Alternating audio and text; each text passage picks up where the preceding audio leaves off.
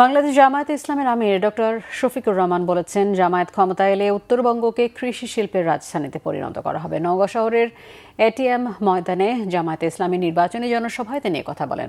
Doctor Shafiqur Rahman বলেন, উত্তরবঙ্গে কৃষি গবেষণা ইনস্টিটিউট, কৃষি বিশ্ববিদ্যালয় করা হবে। এই অঞ্চলে কৃষি ভিত্তিক বিশ্ববিদ্যালয় হলে এখানে গবেষণা ইনস্টিটিউট অন্তর্ভুক্ত হবে বলে জানান তিনি আরও বলেন, এই অঞ্চলে প্রচুর পরিমাণে আম উৎপাদন হলেও সংরক্ষণের ব্যবস্থা নেই, তাই ন্যায্য মূল্য বঞ্চিত হন চাষিরা। তাদের স্বার্থে এই অঞ্চলে একাধিক সংরক্ষণাগার গড়ে তোলা হবে। প্রসেস ফুড রপ্তানিতে প্রয়োজনীয় উদ্যোগও নেওয়া হবে। আমরা ঘোষণা দিয়েছি, আমরা বাংলাদেশে কোনো মেজরিটি মাইনরিটি মানব না। এদেশের সমস্ত বৈধ নাগরিক এবং এদেশে যারা বসবাস করেন তারা সকলেই বাংলাদেশের দেওয়া বাংলাদেশের সংবিধান অনুযায়ী তাদের সমস্ত অধিকার সমানভাবে ভোগ করবেন। এখানে কোনো বৈষম্য চলবে না।